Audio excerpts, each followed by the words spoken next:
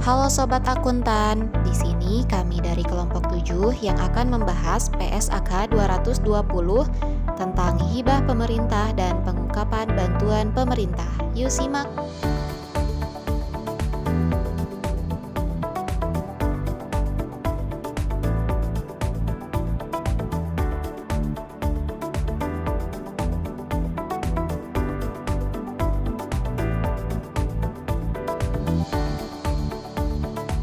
PSAK 220 Akuntansi Hibah Pemerintah dan Pengungkapan Bantuan Lainnya adalah standar akuntansi di Indonesia yang mengatur perlakuan untuk hibah pemerintah dan bantuan pemerintah lainnya.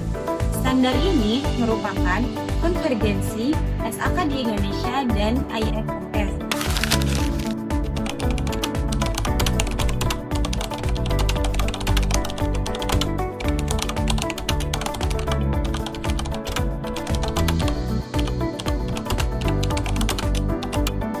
Tertulisnya mengacu pada IAS 20. Tujuan PSAK 220 adalah untuk memberikan pedoman akuntansi atas hibah pemerintah dan pengungkapan bantuan pemerintah, sehingga laporan keuangan entitas yang menerima hibah dapat dibandingkan secara wajar dengan laporan keuangan periode sebelumnya maupun dengan entitas lain. PSAK 220 juga bertujuan memastikan bahwa pengalihan sumber daya dari pemerintah diakui dan diungkapkan secara tepat, serta memberikan indikasi sejauh mana entitas memperoleh manfaat dari bantuan pemerintah selama periode pelaporan. Dengan demikian, standar ini meningkatkan transparansi dan konsistensi pelaporan keuangan terkait hibah pemerintah. Yang pertama, hibah pemerintah. Hibah pemerintah adalah bantuan yang diberikan pemerintah kepada entitas melalui pengumpulan atau pemindahan sumber daya kepada entitas sebagai imbalan atau kepatuhan entitas, baik di masa lalu maupun di masa depan, sesuai dengan kondisi tertentu yang berkaitan dengan operasi entitas. Yang kedua ada bantuan pemerintah. Bantuan pemerintah adalah tindakan pemerintah yang dirancang untuk memberikan manfaat ekonomi secara spesifik untuk satu entitas atau beberapa entitas yang memenuhi kualifikasi tertentu. Yang ketiga, hibah pemerintah yang menjadi piutang entitas. Ialah hibah pemerintah yang memenuhi syarat tertentu diakui sebagai pendapatan dalam laporan laba rugi. Hibah untuk mengganti biaya atau kerugian diakui pada periode yang sama dengan biaya atau kerugian terkait. Hibah sebagai dukungan finansial tanpa kewajiban masa depan diakui pada periode penerimaan. Pengakuan hibah harus disertai pengungkapan yang jelas untuk transparansi dan akuntabilitas, menjaga kualitas laporan keuangan.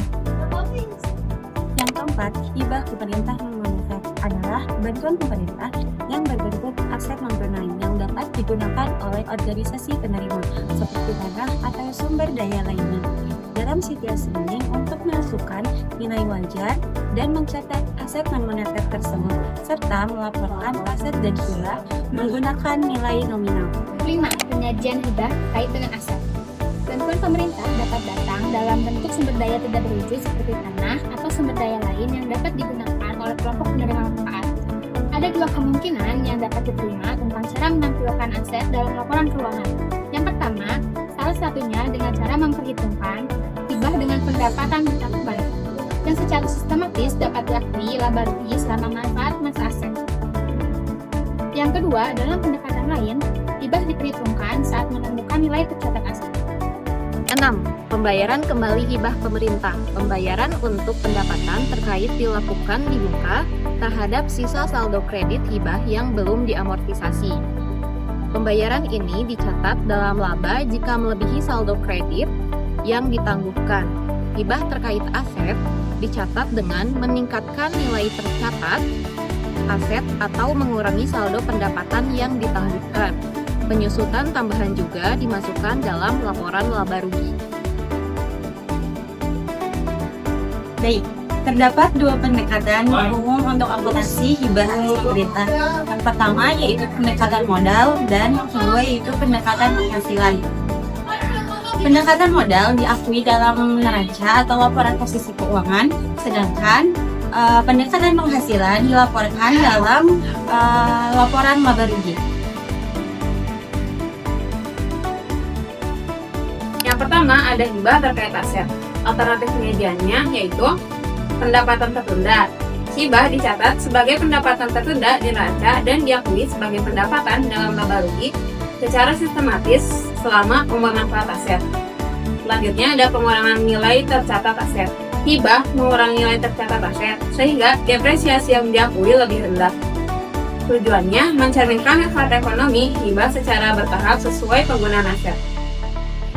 2. Hibah terkait penghasilan. Penyajiannya diakui dalam laba rugi pada periode yang sesuai dengan biaya yang dikompensasi oleh hibah. Dapat disajikan sebagai yang pertama, kredit terpisah sebagai pos pendapatan terpisah dalam laporan laba rugi. 2. Pengurangan beban. Dikurangkan dari beban terkait yang disubsidi. 3. Tujuan. Menyesuaikan pengakuan pendapatan dengan biaya yang relevan. 3. Pinjaman dengan suku bunga di bawah pasar. Penyajiannya manfaat dari pinjaman selisih antara nilai tercatat awal dengan jumlah yang diterima. Diperlakukan sebagai hibah dan disajikan sesuai dengan jenis hibah terkait dengan aset atau itu penghasilan. Lalu pinjaman itu sendiri dicetak sesuai PSAK 55 tentang instrumen keuangan.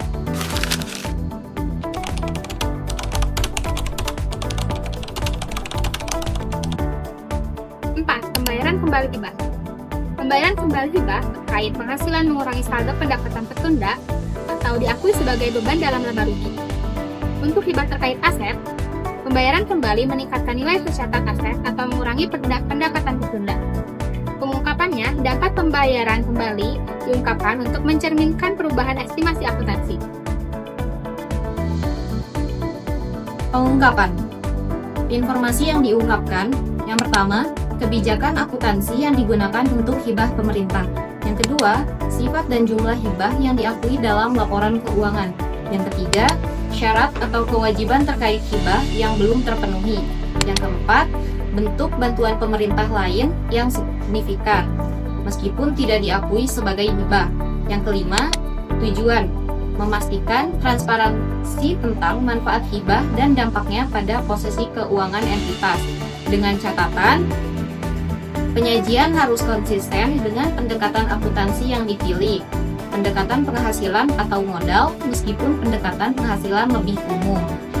Kemudian PSAK 220 menekankan kesesuaian periode pengakuan dengan tujuan hibah untuk menghindari distori laporan keuangan. Kesimpulan, PSAK 220, akuntansi hibah pemerintah dan pengungkapan bantuan pemerintah. Ia mengatur akuntansi dan pengungkapan hibah serta bantuan pemerintah di Indonesia, mengadopsi IAS 20 dengan penyesuaian tertentu. Standar ini bertujuan memastikan transparansi, konsistensi, dan perbandingan laporan keuangan entitas penerima hibah melalui pengakuan, pengukuran, dan penyajian yang tepat. Hibah pemerintah, baik moneter maupun non-moneter, diakui sebagai pendapatan saat syarat terpenuhi, dengan penyajian sebagai pendapatan tertunda atau pengurangan nilai aset untuk hibah terkait aset, dan sebagai kredit terpisah atau pengurangan beban untuk hibah terkait penghasilan. Pengungkapan mencakup kebijakan akuntansi, jumlah hibah, dan syarat yang belum dipenuhi untuk menjaga akuntabilitas.